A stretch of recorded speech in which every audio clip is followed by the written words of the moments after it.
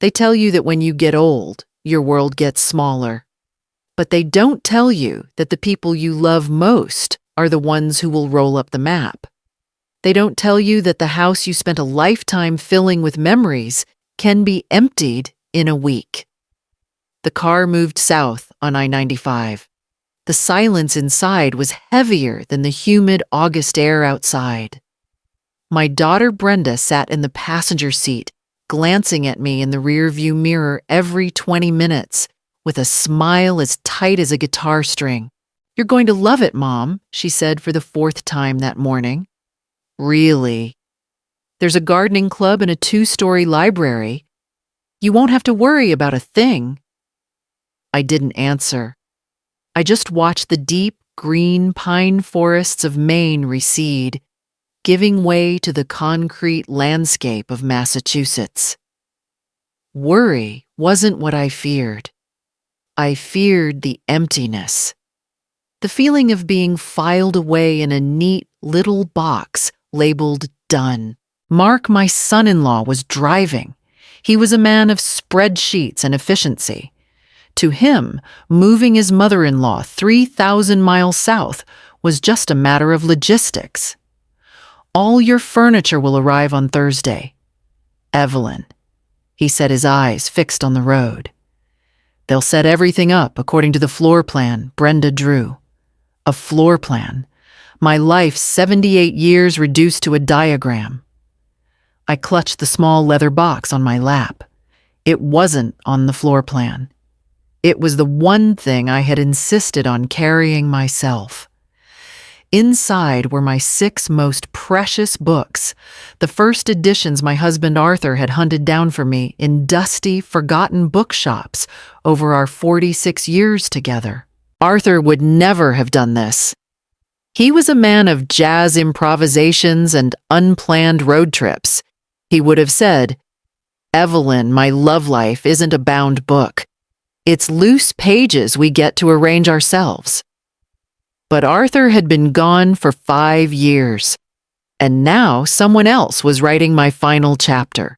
We arrived at South Station in Boston at noon.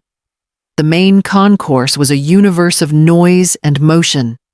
The echo of announcements, the clatter of suitcases on marble floors, the hurried symphony of 1,000 conversations. It made me feel small and out of place. "All right," Mark said, pulling my single suitcase from the trunk. "Your train leaves from gate 7 in an hour. Brenda and I will go park the car and be right back. You just wait on that bench over there." The one by the information desk. Brenda came over and put a stiff arm around my shoulders. Her hug was a brief, brittle thing. "You just rest, Mom. We'll be right back." She said the words, but her eyes wouldn't meet mine.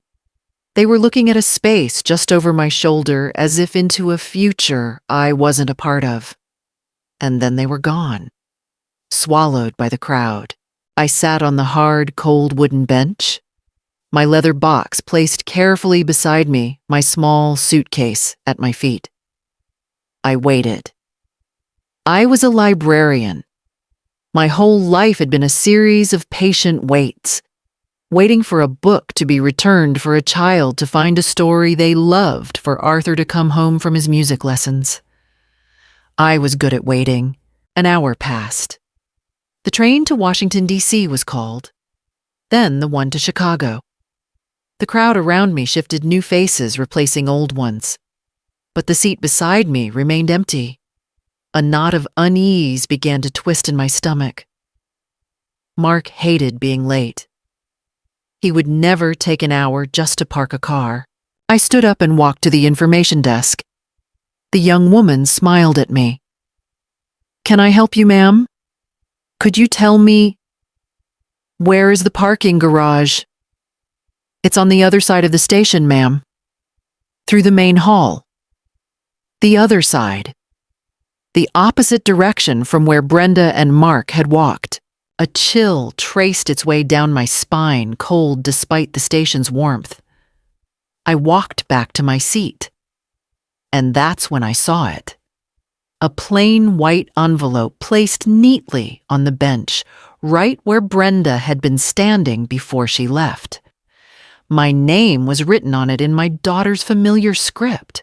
My hand trembled slightly as I opened it. Inside was an Amtrak ticket one way from Boston to Orlando, Florida. And a note.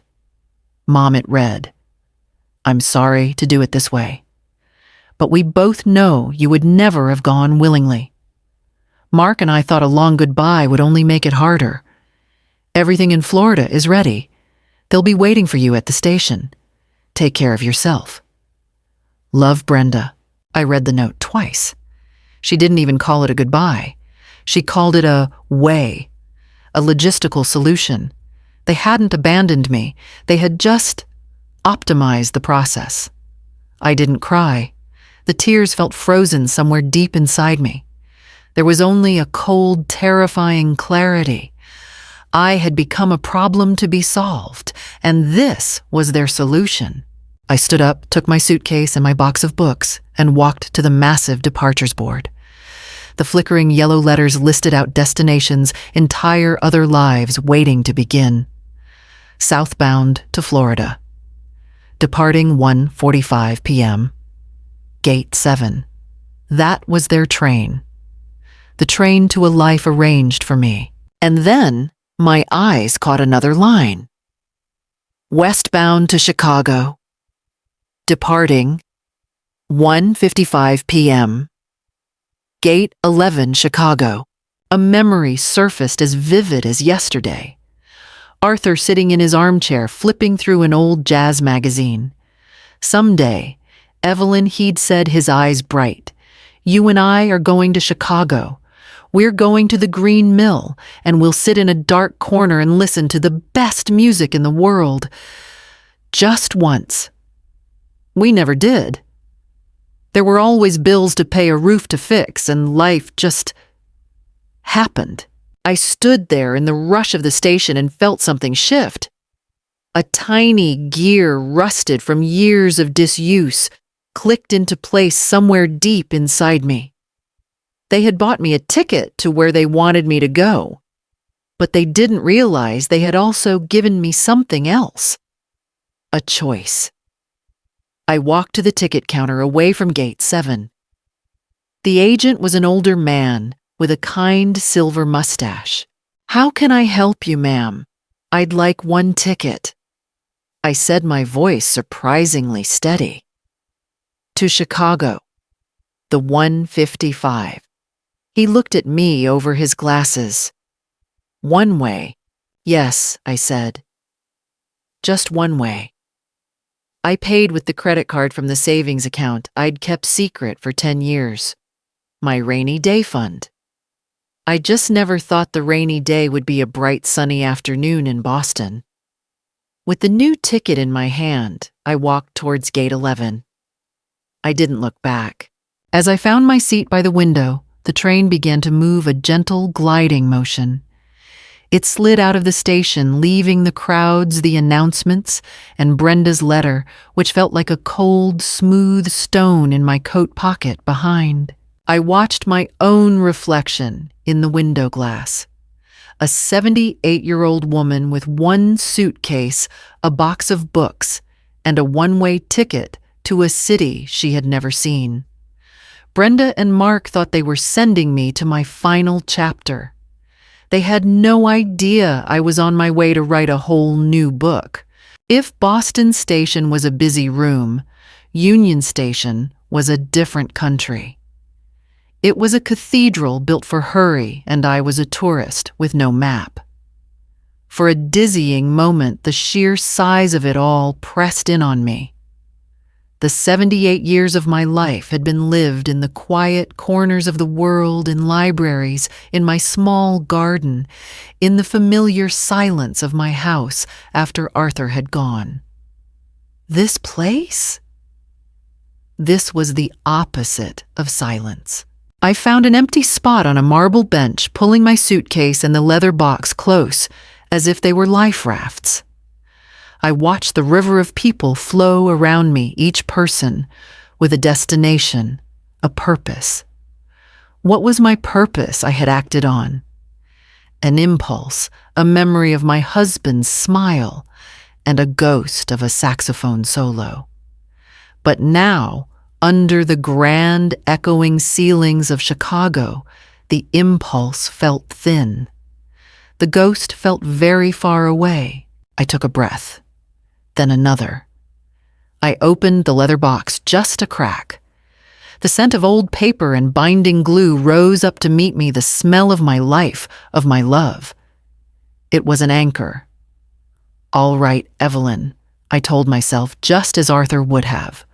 One thing at a time. First, we find a place to lay our head. I hailed a taxi outside.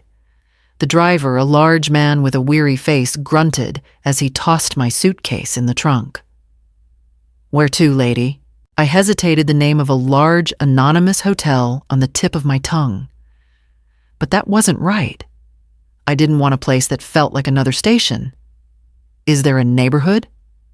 I began, my voice small with trees and maybe bookstores. He glanced at me in the rearview mirror, a flicker of surprise in his eyes.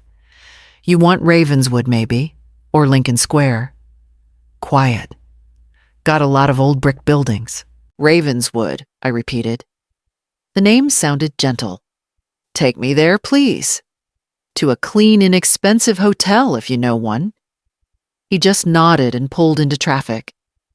The city unfolded outside my window, a breathtaking landscape of steel and glass, of grand parks and elevated trains that roared overhead like iron dragons. It was terrifying. It was magnificent.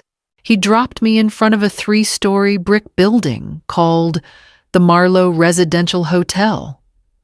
It wasn't a hotel in the modern sense. It was an old-fashioned boarding house with a faded elegance and pots of geraniums on the front steps. It looked like it held stories. The room was small and smelled of lemon polish and time. It contained a narrow bed, a sturdy-looking armchair, and a single window that looked out onto a quiet, tree-lined street. It was more than enough. It was a blank page. That first night, I slept a deep, dreamless sleep, the kind of exhausted rest that follows a fever. When I woke, the morning light was filtering through the leaves outside my window, dappling the bare wooden floor. For the first time in decades, I woke up to a day that belonged to no one but me. There was no schedule to keep, no one to care, for no one to answer to. The silence in the room was absolute. And in that silence, I felt both a profound freedom and a sharp, unnerving loneliness. I had to move. I left the hotel and walked with no destination in mind. The neighborhood was just as the taxi driver had described. Stately brick houses stood next to smaller, tidy bungalows. People walked their dogs, nodding as I passed. And then, 2 blocks from the Marlowe, I saw it. It was a bookstore. The sign, painted in faded gold letters on the dark green awning, read, "Second Chapter Books." I stopped. It felt like a sign written just for me. The windows were delightfully cluttered with stacks of books, a sleeping tabby cat curled on a pile of poetry. I could smell it from the sidewalk, that sacred, beloved scent of aging paper and ink. I pushed the door open, and a small bell chimed. The inside was a glorious, dusty labyrinth. Shelves stretched to the ceiling, overflowing with books stacked in precarious towers on the floor. It was the kind of organized chaos that only a true book lover could create. Behind a massive wooden counter stood a man who looked as if he'd been grown in the very soil of the place. He was tall and thin, with a shock of untamable gray hair, wearing a tweed jacket despite the summer warmth. He was polishing his spectacles with a handkerchief and didn't look up. I wandered the aisles for what felt like an hour, my fingers trailing along the spines, my heart settling for the first time since I'd left Maine. In the history section, I noticed a small sign handwritten on an index card. Help wanted. Afternoons. Must know the difference between Austen and Orwell. Inquire within if you dare. I took the card and walked to the counter. The man finally looked up. His eyes were a piercing blue. Can I help you? He asked, his voice crisp and formal. I held up the card. I'm inquiring. I don't know if I dare, but I am inquiring. He looked me over, his gaze sharp but not unkind. I'm Alistair Finch. I own the place. And I need someone who won't misshelve Dickens in the mystery section. Experience, I was the head librarian in North Haven, Maine, for 35 years, I said. And I assure you, Jane Austen wrote about manners and marriage, and George Orwell wrote about pigs and politics. They are not easily confused. A corner of his mouth twitched. It might have been a smile. He pointed to a cart overflowing with recent acquisitions. A test, then. What can you tell me about that copy of The Sun Also Rises on Top? I walked over, picked up the book, and opened it gently. I ran my fingers over the copyright page. I noted the publisher, the lack of a Scribner's seal. It's a handsome copy, I said. Returning to the counter. But it's a second printing. Not a true first. Still valuable, but not the crown jewel. Alistair Finch was quiet for a long moment. He put his glasses back on and looked at me as if seeing me for the first time. You can work 3 afternoons a week, $10 an hour under the table. We'll start tomorrow on a trial basis. Don't be late. I walked back to the Marlowe with my head held high, the bell of the bookstore door chiming behind me like a small benediction. I had a room. I had the promise of a job. As I fumbled with the old-fashioned key to my door, a young woman with a sketchbook under her arm and a streak of purple in her dark hair came bounding up the stairs. Hi, she said, smiling brightly. You must be new. I'm Sophia in 3B. Welcome to the Marlowe. It's a little weird, but the ghosts are friendly. Evelyn Reed, I said, managing a smile back. And I've always found ghosts to be excellent company. Her laugh was like a little burst of music in the quiet hallway. She disappeared into her room, and I finally stepped into mine. I stood by the window watching the late afternoon sun cast long shadows down the street. The city was still a vast, unknowable entity. My future was a manuscript with no plot.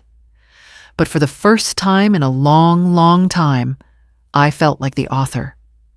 I wasn't a problem to be solved or a responsibility to be managed. I wasn't a guest in someone else's story anymore. In this small room in this city of strangers, I was home. There is a unique comfort in the quiet, methodical work of a bookstore. It's a language I had spoken fluently for 35 years. On my first day at Second Chapter Books, the owner, a wonderfully cantankerous man named Alistair Finch, said very little. He simply pointed to a mountain of donated paperbacks and challenged me to bring order to that chaos. He didn't know that order and chaos in book form was my native habitat. I spent the afternoon sorting my hands, moving with a forgotten muscle memory. I created sections not just by author, but by feeling worn-out mysteries for a rainy day, hopeful romances with slightly stained pages, adventures you can fit in your coat pocket. By the end of the day, the mountain had become a neatly organized landscape. Alistair came over and examined my work. I told him that the alphabet was a fine law, but it had very little to do with how a person actually finds the book their soul is looking for. A tiny smile played on his lips, and he told me I could return the next day. It was the highest praise he was capable of, and it felt as validating as a medal. The days began to stitch themselves into a quiet routine. Mornings were for exploring, afternoons were for the bookstore, evenings were for reading in the armchair. In my small room at the Marlowe, I was building a life one small, deliberate brick at a time. My friendship with Sophia, the art student from 3B, grew in the hallways and on the creaky front stoop. She was a whirlwind of bright energy fueled by, in her words, instant noodles and artistic angst. She once told me I was like a mysterious character from one of my own books, having just appeared out of nowhere. I simply told her that I'd decided it was time for a new chapter, as the old one was becoming a bit repetitive. She understood completely. With her hand-drawn maps as my guide, I began to claim the city. She taught me the secrets of the L train, insisting that getting lost was just an unplanned adventure. I rode the Brown Line just to watch the neighborhoods change. I found the shore of Lake Michigan and stood before its vast freshwater sea, feeling my own troubles shrink in comparison. I discovered a small bakery that made scones almost as good as the ones I used to make back in Maine. I was becoming a resident, not a visitor. I was learning the city's rhythm, its secret melodies, and soon I would find its music. One rainy afternoon, a gentleman named George came into the shop. He was an older man who moved with the slow, ambling grace of someone with time to spare.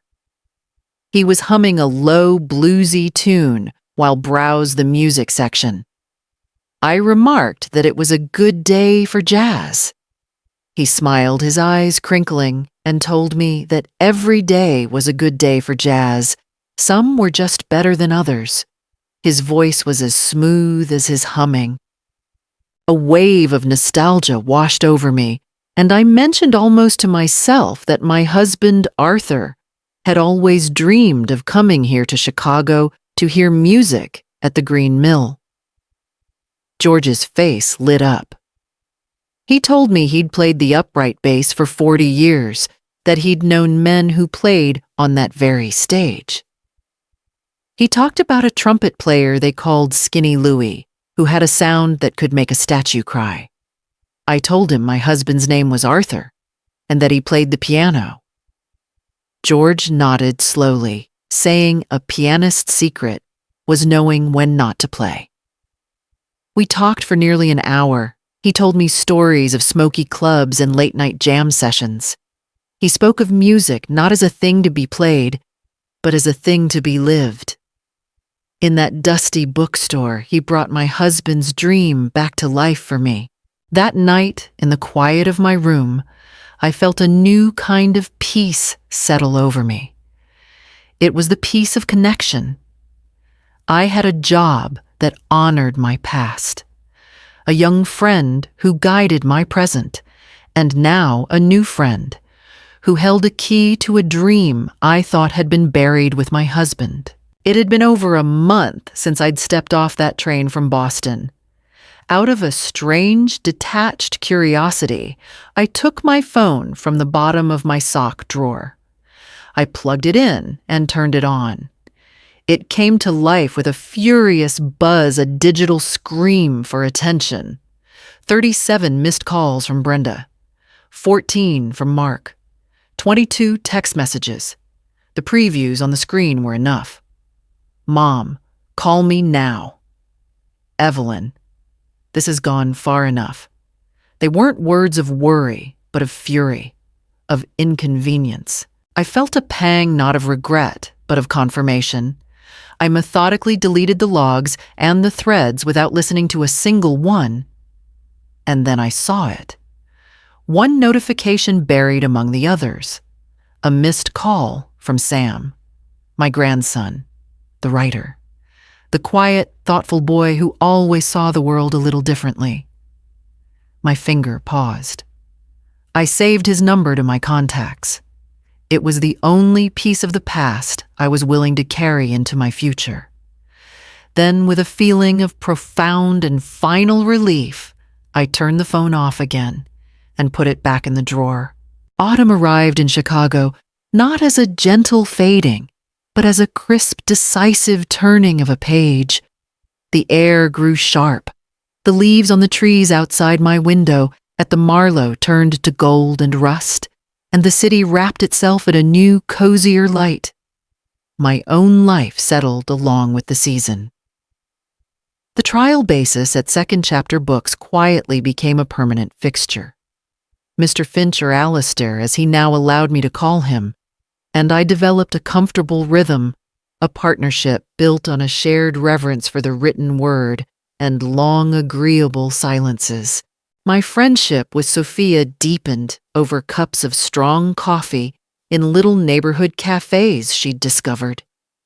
She would show me her latest charcoal sketches, full of the city's raw energy, and I would recommend books for her to read, stories that I felt echoed her own passionate, searching spirit. And then there was George. Once a week, he would stop by the bookstore, and we would talk about music. He brought the world of Chicago jazz to life for me, telling me stories of the greats until I felt I could almost hear the phantom notes of my Arthur's piano playing along.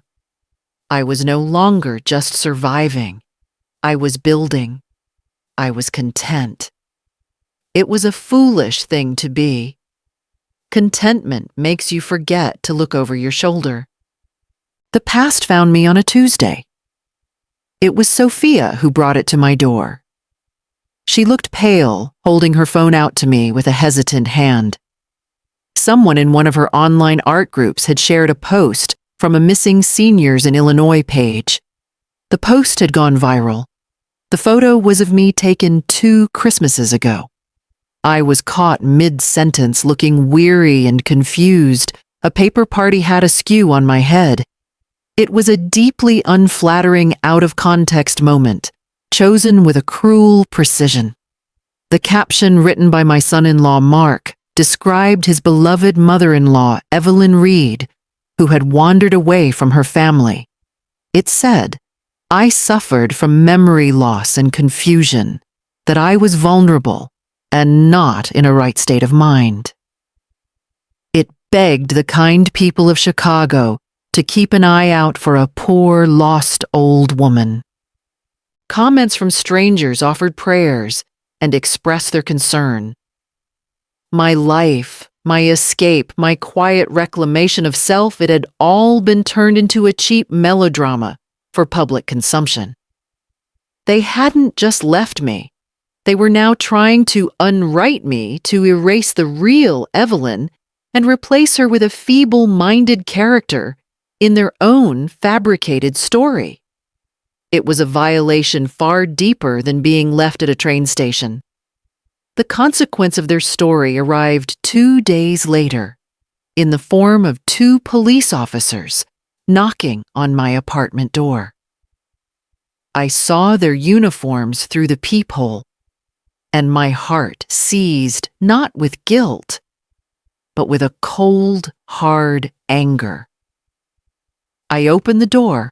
They were polite, professional, their faces etched with a practiced concern. They were here to perform a wellness check. A report had been filed. I was a vulnerable person of interest. As I began to explain that I was perfectly fine, I heard footsteps on the stairs. It was Alistair, holding a book, his brow furrowed. He had heard the commotion. He stood beside me, his arms crossed, saying nothing but radiating an aura of fierce, literary indignation. The officers saw not a lone, elderly woman, but a woman with allies. I calmly explained that there was a family disagreement, that I had chosen to move to Chicago on my own accord, and that I was safe employed and of perfectly sound mind. I think the sight of Alistair looking like a disapproving character from a Dickens novel helped my case. The officers were kind. They apologized for the intrusion and left. As the sound of their footsteps faded, I closed the door, my hands trembling slightly. They had failed. Their attempt to use the law to drag me back had failed. The anger was gone, replaced by a steely resolve. I would not be hunted. That night I sat in my armchair for a long time, the city lights glowing outside my window. I knew I couldn't exist as an island forever. There was one loose thread, one piece of my past I had saved. I took out my phone, turned it on, and found the number for my grandson, Sam. I hesitated for only a moment, then I pressed the call button. He answered on the second ring, his voice tight with anxiety. I simply said his name, and I heard him exhale a sound of profound relief. I told him I was safe. I told him I was well. He didn't ask questions. He didn't demand explanations. He just said he had never for a moment believed their story. He said he missed talking to me about books. He missed the real me. Hearing his voice, so full of simple, honest affection, was like a balm on the wound my daughter had inflicted. I told him that I was happy, truly happy for the first time in years. I told him he could visit me one day if he came alone. We spoke for half an hour, and in that time the wall I had built around my heart developed a gate. Not for everyone, just for him. When I hung up the phone, the city outside my window no longer felt like a place I was hiding in. It felt like a fortress I had chosen, a fortress I was now ready to defend. The call with Sam changed something in me. The foundation I had been building brick by fragile brick settled and hardened. I was no longer a woman in hiding. I was a woman who had arrived. My work at the bookstore became my sanctuary. I knew its rhythms, the scent of every section, the quiet habits of the regular customers. I even started a small handwritten card file near the register titled, "If you loved this book, you might love this one next." Alistair pretended to find it frivolous, but I would often see him guiding customers to it with a subtle nod. My life was small, but it was wholly mine. I had routines, friendships, and a quiet sense of purpose. I had forgotten to be afraid.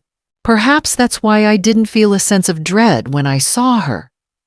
I was standing at the front window of second chapter books, watching the autumn leaves skitter across the sidewalk when a taxi pulled up. A woman emerged looking hesitant and out of place. She wore an expensive beige coat that was too pristine for the gritty charm of the neighborhood. It was my daughter, Brenda. She stood across the street for a long time, staring at the bookstore as if it were a fortress she was unsure how to breach. I watched her, and I felt no panic. I simply felt a weary sense of the inevitable. The bell above the door chimed the same sound that had once welcomed me to my new life. Now it announced the arrival of my old one. Alistair looked up from his desk, his eyes flicking from Brenda's tense face to mine. He gave a nearly imperceptible nod, a silent offering of support, before turning his attention back to a ledger, a tweed-clad wall at my back. I did not wait for Brenda to speak. I walked toward her and gestured to a small nook in the back of the store, where two worn armchairs sat amongst the poetry section. She followed me, her movements stiff. She began before she even sat down, her words coming out in a rush, a familiar script of blame dressed up as concern. She told me how worried they had been. How could I have done this to them? How Mark had been so stressed he'd lost an important client. She waved a hand around the dusty, beloved bookstore. "This place," she said, "this wasn't me. How could I live like this?" I let her speak. I listened to the story she had constructed, the one in which she was the worried daughter, and I was the selfish, reckless mother. When she finally ran out of breath, a strained silence fell between us. I looked at her, truly looked at her, perhaps for the first time in years. I saw not a monster, but a tired, unhappy woman who had mistaken control for love. I told her, my voice quiet but clear, that I had not done this to her. I had done this for me. I described the hours I had waited in that train station. I described the note she had left, the one that called my life's next chapter a matter of convenience. I told her about the Facebook post, about the photograph chosen to make me look helpless, about the police officers at my door. Her justifications began to falter. The anger in her eyes was replaced by a flicker of something else. Shame, perhaps. I asked her one simple question. "Brenda, if I hadn't seen the note, were you and Mark ever planning to come back for me at that station?" The silence that followed was the only answer I ever needed. And then for a single fleeting moment, the performance fell away. She seemed to shrink into her expensive coat. She looked small and lost and confessed that she just hadn't known what else to do. My life, my home, my future. It had all become a problem she felt she couldn't solve. She thought that by taking control, she was helping. That was the heart of it all. I had never been a person to her, not really. Not for a long time. I had been a problem to be managed. And when the problem became too difficult, it was simply removed. I stood up. I told her that I was sorry she had felt that burden, but that it was never hers to carry. I told her that I had a life here, a good one. I had friends. I had a job. I was not the confused, vulnerable woman from her Facebook post. I was myself again. I told her to go home, to live her own life and to let me live mine. I walked her to the door. There were no tears, no final dramatic hug. It was just a quiet, somber ending. I watched her get back into a taxi and drive away, disappearing into the flow of the city. I felt no triumph, only a deep, aching sadness for the distance between us, a distance that had now become permanent. And beneath the sadness, there was a vast, quiet relief. The final cord had been cut. I turned back into the warmth of the bookstore. Alistair was still at his counter. He looked up at me, then silently went to the small electric kettle in the corner and began to make a cup of tea. He didn't say a word. He didn't have to. In the quiet companionship of my friend, surrounded by the silent, waiting stories on the shelves, I knew I had made the right choice. I was no longer a chapter in someone else's book. I was the author of my own. The visit from Brenda left a quiet ache, the ghost of a connection that had long since faded. But it was Sam's call that truly shifted the landscape of my heart. A week later, he called again to say he had bought a train ticket. He was coming to Chicago. The news settled over me not with anxiety, but with a bright, warm anticipation I hadn't felt in years. I spent the days leading up to his arrival in a state of quiet preparation. I bought a small lavender plant for my windowsill. I found a beautiful worn copy of Leaves of Grass at the bookstore, which I knew was his favorite. These were small gestures, but they felt monumental. They were acts of welcome, offered from a home that was truly my own. I went to meet him at Union Station, the very same place where my own journey had begun.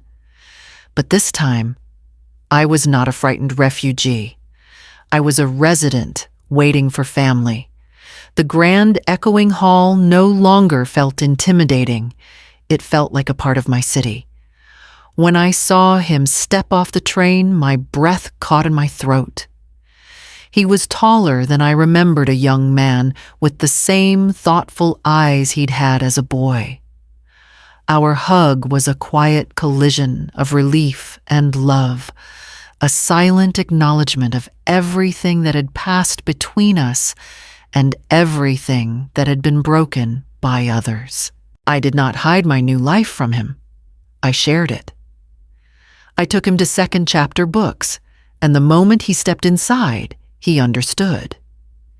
He breathed in the scent of old paper and said it smelled like my house in Maine used to. I introduced him to Alistair, who looked Sam up and down, saw the book he was carrying, and gave a rare, approving grunt, which was his version of a glowing character reference. I introduced him to Sophia, and the two of them, the young artist and the young writer, fell into an easy conversation bridging the decades between them with a shared passion for creating things. We walked along the shore of Lake Michigan, the autumn wind whipping at our coats. I showed him the small bakery with the wonderful scones. I showed him my quiet street, my window with the lavender plant on the sill. I didn't need to justify my life to him. I simply needed to let him see it. On his last evening, we sat in the two armchairs in my small room, the lights of the city glowing below. It was then that he truly gave me the gift I hadn't known I was waiting for. He told me that after I'd disappeared, he had gone back to my empty house in Maine before the new owners moved in. In my desk, he'd found a box of all the letters I had ever written to him from his first summer at camp to his last year of college. He said he read them all again just to remember my voice. He told me he knew the woman on the Facebook post wasn't me because that woman was lost, and his grandmother had never been lost in her entire life. He said he wasn't proud of me for running away from my family. He was proud of me because for the first time he saw me running towards something, towards my own life.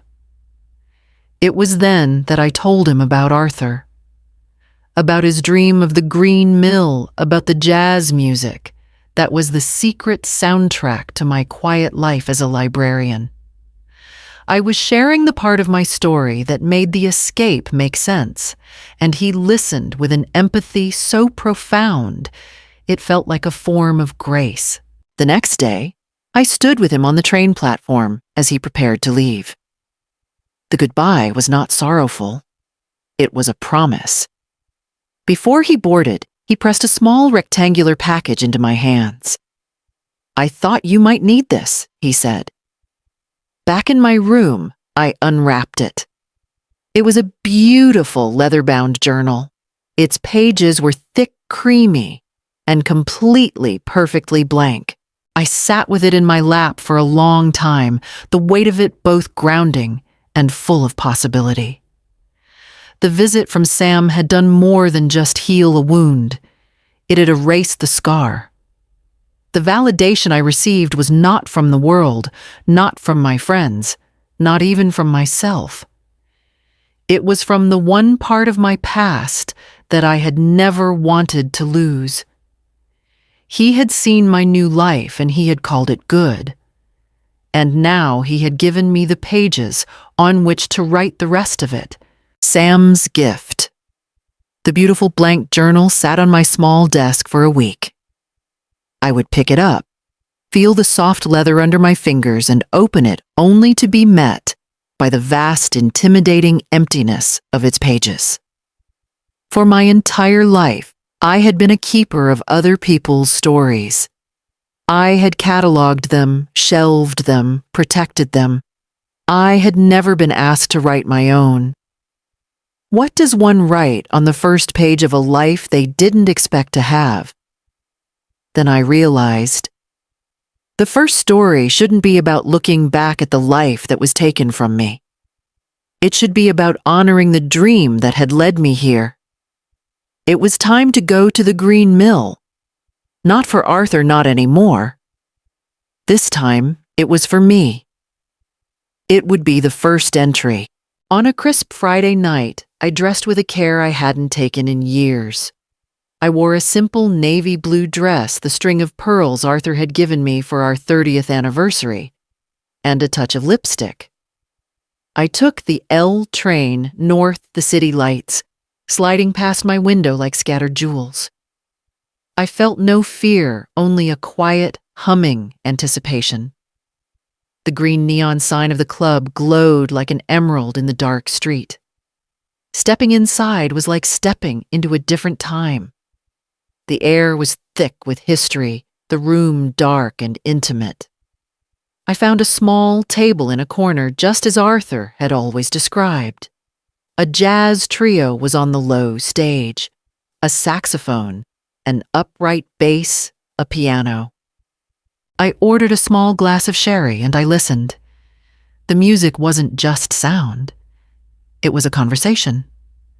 The saxophone wept a story of loneliness and longing.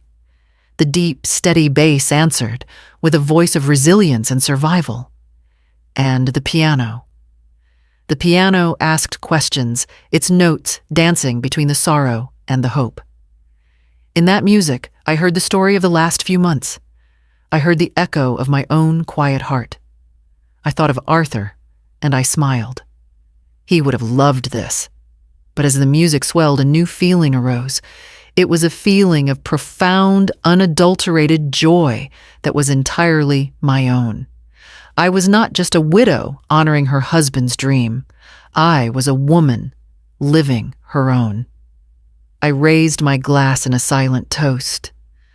To Arthur for giving me the dream, and to me for finally having the courage to live it. The seasons turned again. Winter settled over Chicago, blanketing the city in a soft, quiet snow. My life continued to unfold, not in grand, dramatic chapters, but in small, meaningful verses. Alistair finally gave me free rein to reorganize the entire classics section at the bookstore, a project that brought me a deep, nerdy satisfaction. Sophia had her first student art show, and I stood in the front row, prouder than I had ever been of my own daughter. George and I established a weekly ritual of listening to his old vinyl records in the back of the shop, letting the crackle and pop of the needle be the only conversation we needed. I filled the blank journal Sam had given me. I wrote not of the past, not of Brenda or the life I had lost. I wrote about the way the light fell on the lake in the morning. I wrote about the taste of a perfect cup of tea. I wrote about the stories I heard in the music and in the friendly chatter at the bookstore. I wrote about a life I was building moment by moment. They say I was abandoned. I suppose in a way it's true. But what felt like an ending was in fact an unintentional gift. It was a release. My family didn't throw me away. They simply let go of the rope, and in doing so, they gave me the freedom to finally learn how to fly. If you are listening to this, and if you feel like your story has been written for you, that your world has become too small, I am here to tell you that the binding can be broken. You do not need a grand, dramatic escape. You only need one small act of courage. Buy a ticket to a place you've never been. Read a book you were told you wouldn't understand. Speak your truth to someone who has stopped listening. Find the thing that makes your heart quiet and your spirit loud. Your life is not an obligation. It is a story and you are holding the pen. Be your own author. Be your own journey. Be your own last stop. The one where you finally arrive.